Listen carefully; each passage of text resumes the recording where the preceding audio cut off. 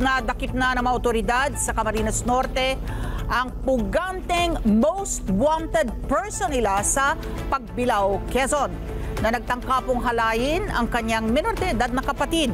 Si Martin Banag sa balita, exclusive. Hawak na ngayon ng Pagbilao Municipal Police Station ang Rakuan Most Wanted Person Municipal Level ng Bayan ng Pagbilao, Quezon. Makaraang magsagawa ng manat operation ang mga otoridad sa Barangay Tabugon, Santa Elena, Camarines Norte.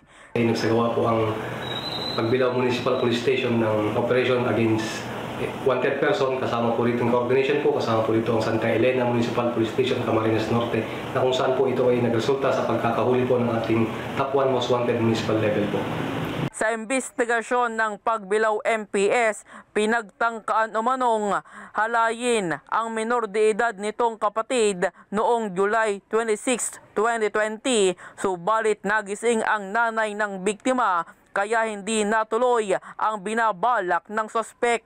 Ito pong ating suspect ay, ang background po nito ng kaso po nito ay ang kung saan ito ay may kaso pong 7610 or child abuse na kung saan ay pinagtangkaan po niyang halayin ang kanyang nakababatang kapatid.